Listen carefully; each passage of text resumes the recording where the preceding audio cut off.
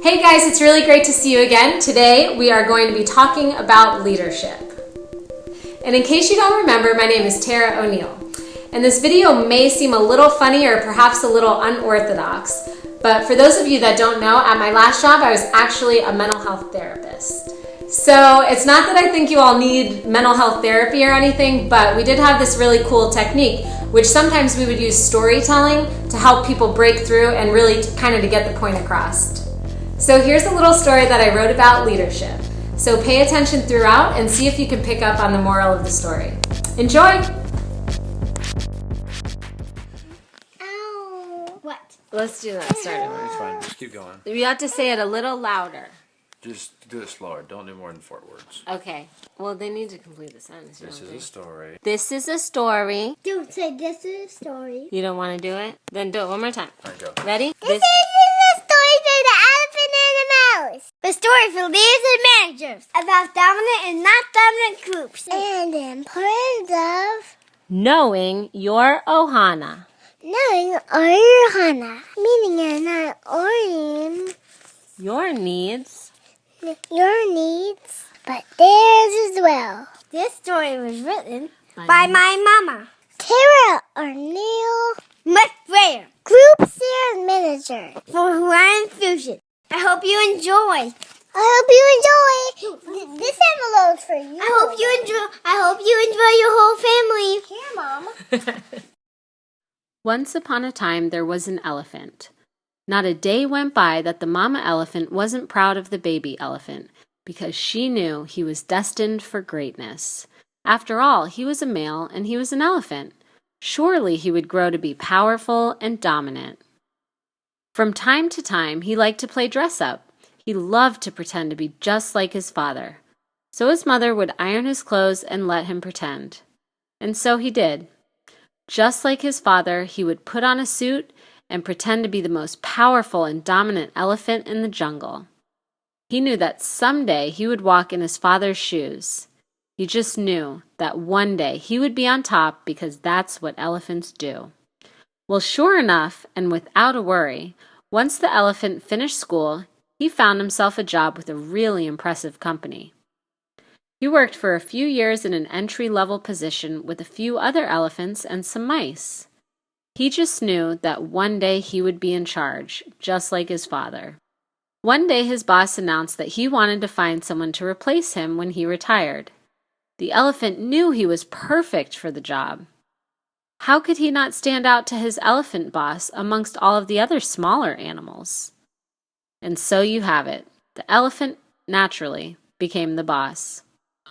Over the years, the elephant became disconnected and overconfident, and he didn't have time to listen to what the mice needs were. He did not see a need to listen to these little creatures. The elephant was in charge, and quite simply, he knew what was best. He wasn't threatened by their complaints, as he was much bigger than they were. Plus, the mice population needed work, and they could be easily replaced. Hence, the mice had to constantly be on the lookout. But even though small, the mice were smart. Over the years, they studied the elephant's every move, for that was the only way they knew they could keep their jobs and survive. As time went on, more and more mice were born. At the same time, the demand for workers did too. So as you can imagine, the elephant kept hiring and hiring so that his company could stay profitable. Being a close-knit group, the more experienced mice would warn the newer mice of the elephant's tendencies and disregard for their feelings and needs. Nonetheless, they kept working, hoping that one day the elephant would change. But he didn't. And so, the mice decided to take things into their own hands. Literally. The mice were hungry and their salary was not enough to feed themselves or their families. But one day, the elephant caught wind that the mice were stealing food from him. He was so mad. He would put a stop to this immediately. After all, he was the elephant. The mice feared him. But, much to the elephant's surprise, putting an end to this was not as easy as he thought, for there were many more mice than he had remembered. In fact, there were thousands of mice and only one of him.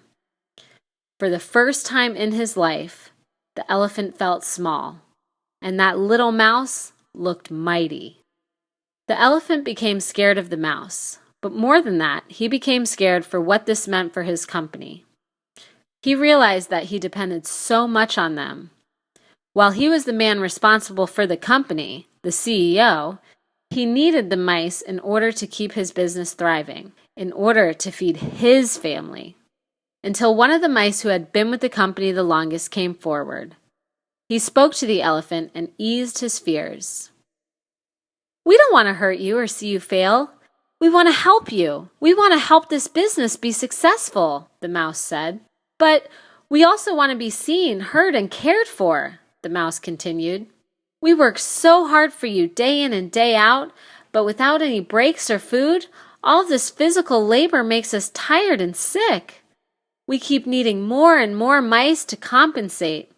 We know you work long hours as well, but every day at 8:30 you take a break to have breakfast with your mother, and at 12 you take another break for lunch, and most Fridays you leave early so you can get home for dinner with your family." "How do you know all these things?" asked the elephant. "We all watch, listen, and pay attention to you. We all know all about you and your habits," said the mouse. "But I know nothing about you or any of the mice," said the elephant. "Well, let's start here." And the mouse introduced himself and all of the others. The elephant listened. The employees were happy, the elephant was happy, and business was the best ever. Like really, the best ever. The end. Did you get the more of the story? Yes. Okay, great. Do you think the girl is crowded, Dublin? Yes. The story feels good. Do you want to be a leader? Yes. I'd be an elephant and a mouse. That's it. The end.